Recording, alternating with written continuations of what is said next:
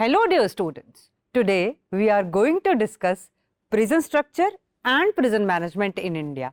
For the cohesiveness in the discussion, the topic has been divided in three parts.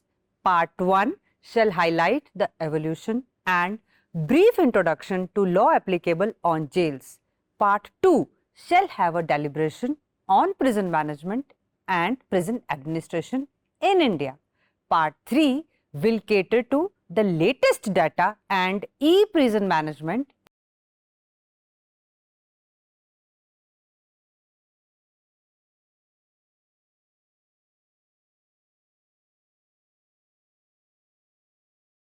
Evolution. Prison is one of the oldest correctional establishments and is commonly referred to as a jail in many nations.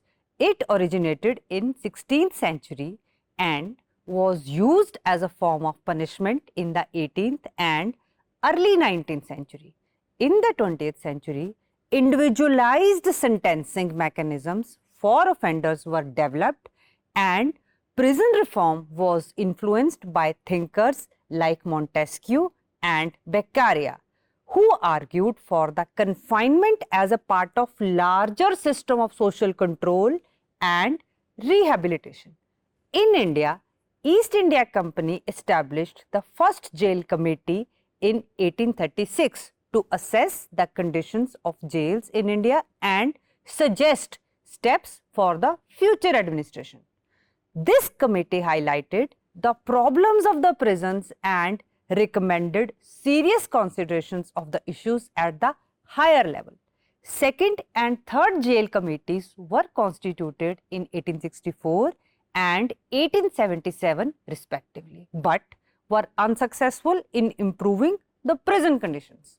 Jail committee, which was appointed in 1889 and 1892, led to the passing of the Prisons Act in 1894, which students was seen as the first step towards the reformative prison administration. The Indian Jail Committee report of 1919 was a departure from the earlier policy on the deterrent aspect and accepted the principle of reformation of convicts. After the independence, in 1951, Dr. W.C. Reckless, who was a United Nations expert, was invited by Government of India to facilitate the recommendations for prison reforms in India. The All India Jail Manual was prepared on the recommendations of this expert. In 1972, the Government of India set up a task force to investigate the potential strategies for improving prison administration and the lives of detainees. In 1980, Mr. Justice A.N. Mulla was appointed the chairman of All India Committee on Jail Reforms, which recommended a national prison policy. In 1984, the 8th Finance Commission also submitted its report amending the central government's funding for the improvement of jail infrastructure. In 1995, the Bureau of Police Research and Development was recognized as the national focal point for prison management. In 2000, the All India Model Manual Committee was founded to create a model prison handbook for the supervision and administration of prisoners in India.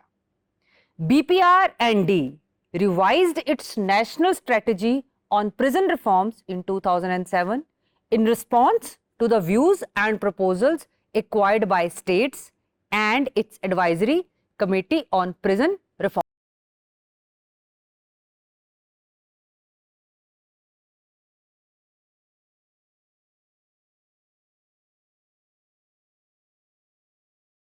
Discuss brief of the law applicable. In India, state governments are responsible for jail management, which is governed by the Prison Act of 1894 and the individual states' prison manual. Consequently, it is primarily the obligation and authority of the states to alter current prison laws, rules and regulations. There are variety of laws that govern administration and rehabilitation of convicts either directly or indirectly. existing statutes governing jail governance and administration in India include the Prisons Act of 1894. Prisons Act of 1894 is the first Indian statute to regulate prison. This legislation was mostly based on the deterrence principle and reflected the British stance on the issue. The Prison Act has stayed largely unchanged for more than a century, which is very minor modifications. This act covers provisions on the separation of inmates, including female and male prisoners, civil and criminal prisoners, as well as convicted and pre-trial detainees. It also contains provisions for the treatment of pre-trial detainees, civil prisoners, parole, and the temporary release of probationary prisoners for good behavior. Next legislation is the Prisoners Act 1900. State government may order the removal of prisoner of unsound mind to a lunatic asylum or other place of safe custody within the state for the treatment or for the remainder of the term for which he has been ordered or sentenced to be detained or imprisoned. Next is the Transfer of Prisoners Act of 1950. This act provides for the removal and transfer of a prisoner serving a death sentence in the jail of one state to other. The state government may transfer these prisoners with the prior agreement with the transferee state to which the prisoner will be transported or transferred. In accordance with this statute, the official in charge of the prisoner must accept and detain the evacuated prisoner. Next legislation is the Prisoners Attending Courts Act of 1955. This contains provisions for the transfer of inmates to a civil or a criminal court for testifying or defending themselves against an offence accusation. Next is the Probation of Offenders Act of 1958. Under this act, any person under the age of 21 who has not been convicted of a felony punishable by up to 7 years of imprisonment or a criminal punishable by death or life imprisonment is eligible for release. The Juvenile Justice Care and Protection Act of 2000 is India's primary juvenile justice statute. The act sets a framework for the protection, treatment and rehabilitation of minors with the juvenile justice system's jurisdiction. Next is the Repatriation of the Prisoners Act of 2003. The Government of India enacted the act to allow the transfer of foreign prisoners detained in India or vice versa back to their home countries to serve the remainder of their sentence near their families. Also, this legislation permits the transfer of prisoners from overcrowded state prisons to ones with the fewer inmates.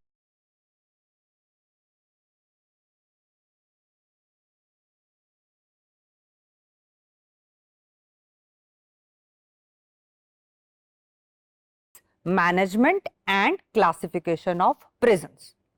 Prisons have been placed in list 2, that is state list of 7th schedule entry 4 of the Constitution of India. Therefore, jail management falls under the jurisdiction of state governments. Sub-jail, district jail and central jails are the structural and organizational basis of the jails at taluk, district and zonal cum range levels of the prisons. Furthermore, the nomenclature such as sub-jails, district jails and central jails have often been used to refer these correctional institutions. The infrastructural and other facilities such as medical, rehabilitation and security are perceived to be superior in central jails as compared to sub-jails. In addition to these, there are numerous additional types of prisons including women prisons, open prisons, special prisons and Boston schools. Let's briefly discuss this structural organization of jails.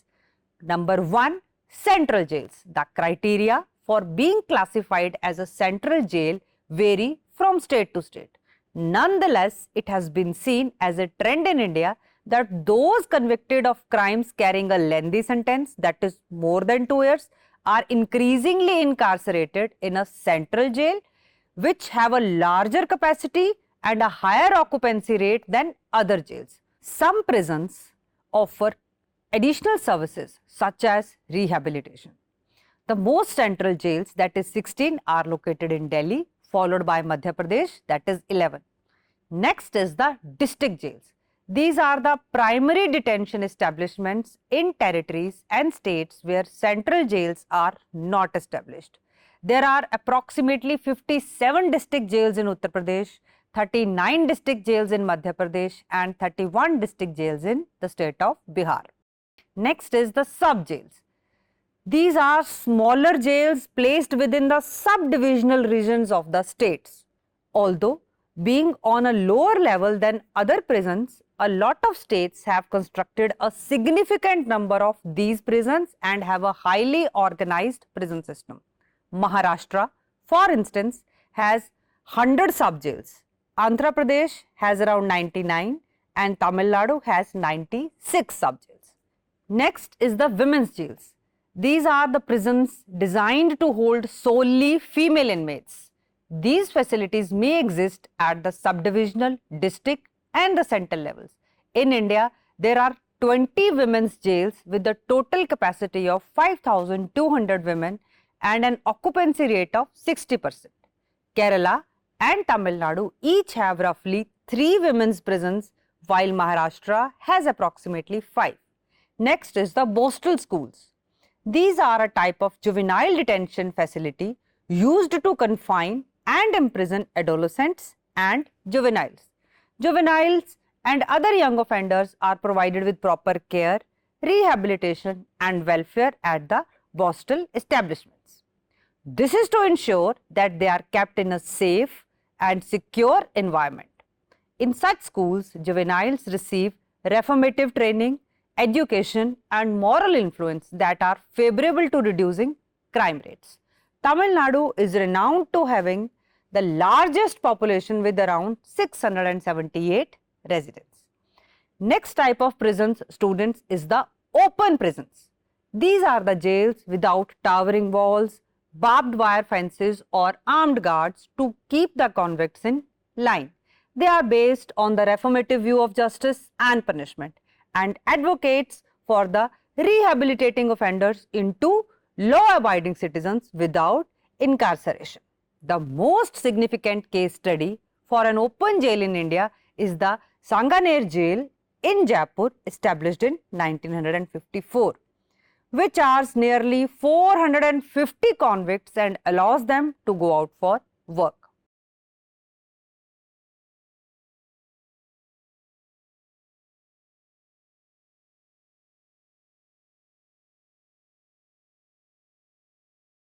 Subtopic of this discussion is prison management. Now we shall discuss jail administration in greater detail. The State's Inspector General or Director General of Prisons, IGP or DGP, is in control of all the prisons. The Deputy Inspector General of Prisons assists him, that is DIGP, he assists him for the administration. A superintendent level officer oversees a central jail, while a deputy superintendent level officer oversees a district jail. These are the jailers and wardens in each jail. Certain inmates in central prisons are promoted to the rank of prison officers. The minimum conditions for appointing a CO, that is a prison officer, are more than 1 year's imprisonment and completion of at least 1/4 of the total term of sentence. Such prisoners who are convicted of excise offence, poisoning forgery, vagrancy, unnatural offences and counterfeiting of currency notes are not eligible for the post of a CO. The COs are further categorized as convict watchmen, convict overseers and convict wardens. A convict watchman is promoted as a convict overseer if he has served as watchman for at least 3 months and has completed 1/3 of the total imprisonment. the convict overseer is promoted as a convict warden if he has served as convict overseer for at least 4 months. The COs, that is convict officers, are assigned the supervisory work in jail. They also get special remission 5 days per month as CW, 6 days per month as CO and 7 days per month as CW. Considering the majority of jail corruption is linked to the COs, various jail reform committees have suggested eliminating of these positions. In practice, however, these COs continue to operate in prisons. A central prison is separated into wards and each ward is subdivided into barracks. The number of wards in each jail ranges from 8 to 15 and the number of barracks in each ward varies between 3 to 4. Each barrack houses 30 to 50 inmates. In an emergency, this number increases to even 100. There are cells also called as coteries for the condemnment of offenders.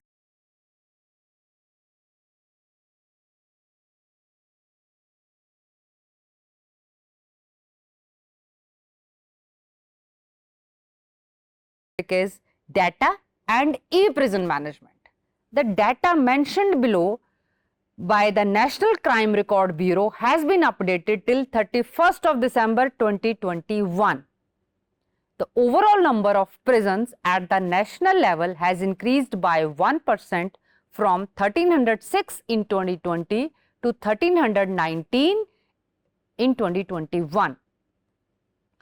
564 sub-jails, 424 district jails, 148 central jails, 88 open jails, 41 special jails, 32 women jails, 19 Boston schools and 3 other jails make up the nation's 1319 prisons.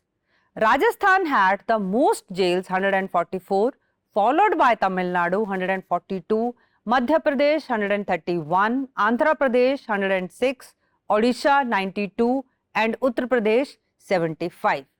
These 6 states account for 52.3% of the nation's total prison population. Delhi has the greatest number of central prisons, 14 in the nation. States, UTs including Arunachal Pradesh, Meghalaya, Andaman and Nicobar Islands, Dadra Nagar Haveli, Daman and Diu, Ladakh and Lakshadweep have no central jails.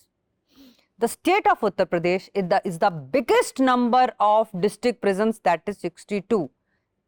There is no district jail in Goa, Chandigarh, DNH and Daman and Diu, Delhi, Lakshadweep and Puducherry. Tamil Nadu has the greatest reported number of sub-jails, that is 96.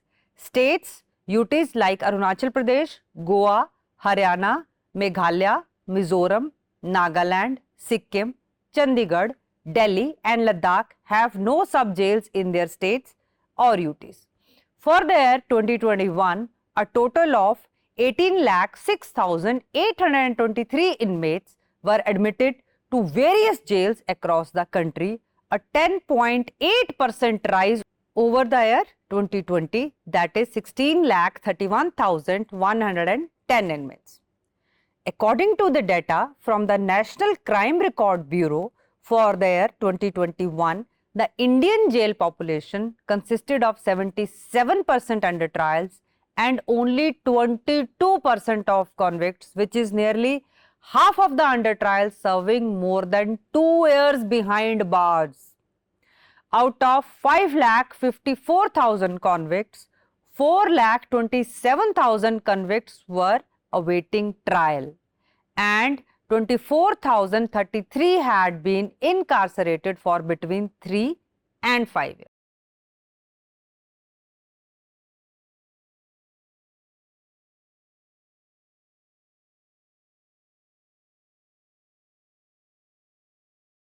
Prison management. The Government of India under Digital India initiative has created a site for citizens. On this portal, prisoner information will be provided statistically. It will contain all information on the facility, With this portal, citizens can seek online visits or grievance resolutions. This is possible through e-Mulakat registration. This project caters to computerize and integrate all the prison and prisoner administration functions in the jails. This application suite will enable the officials and other entities involved in the criminal justice system with the real-time access to the important information concerning the incarcerated individuals. In addition, it will simplify online visit requests and grievance resolution. This cloud-based software has been created by the National Informatics Center. This e-prisons application package can be easily used by any state prison department with the minimal modification. It consists of Prison Information Management System and National Prison Information Portal Management Information System. Prison Information Management System is utilized in prisons for day-to-day operations, visitor management system, that is e-visitor, hospital management system, e-hospital, legal aid management system, inventory management system, prison management system, police intelligence system, court monitoring system and CAISOC information system are the primary modules of e-prison MIS.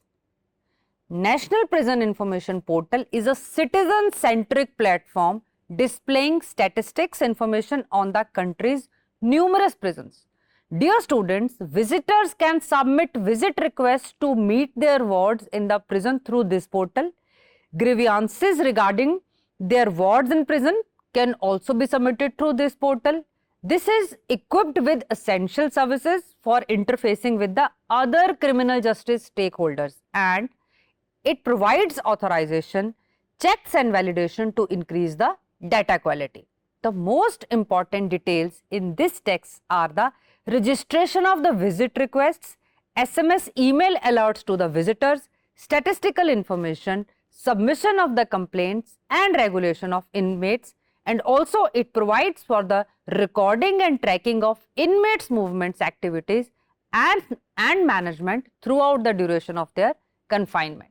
This is a well-structured information regarding the availability of various reports on daily or monthly basis for the administrative purposes. It also provides the accessibility of court to CRPC 436, 436A, 441 reports. Online access to the nominal roll of the court, notices of the missed parole, interim bail, return dates and online availability of additional prisoner information on demand to the court. Potential visitors are required to submit their complaints in the format specified in the complaints page, and individuals may search for their relatives in the penal facilities using personal information, criminal information, movement information and fingerprint based research.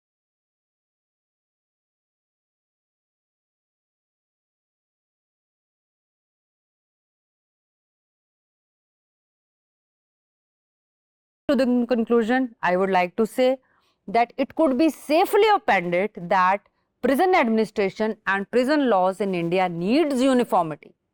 Prisons are directly administered by the police in a state which is also a part of state lists. The Prison Act 1894 has undergone very few revision and amendments since its inception more than a century ago. Therefore, it becomes increasingly important to update this legislation, keeping in view the present times where the crimes, custodial deaths, extortion, drug peddling, creation of dead zones, all are constantly being reported by media. Despite of the guidelines issued by the Supreme Court from time to time, nothing significant has come out. Moreover, endeavor to install CCTV cameras in the barrack corridors does not seem to see the light of the day in the near future. Although e-prison management portal of the Government of India is a promising and a progressive step for the efficient organization and management of prison, a lot of improvement is yet warranted. Prison should be modeled to be an institution where all the inmates should be treated equally on the basis of intelligible differentia. Preferential treatment on illicit basis should be strictly avoided. Overcrowding of jails, lack of transparency in structural management, and degrading treatment by the prison staff and inter-inmate violence sometimes turn inmates to hardcore criminals, and idea of reformation lags behind. Also, we should not forget Gandhiji's stance on hating the crime and not the criminal. I would end today's discussion with this quote. It is said that no one truly knows a nation until one has been inside its jail. A nation should not be judged by how it treats its highest citizens, but its lowest ones. Nelson Mandela. With this, we come to the end of the lecture. Thank you.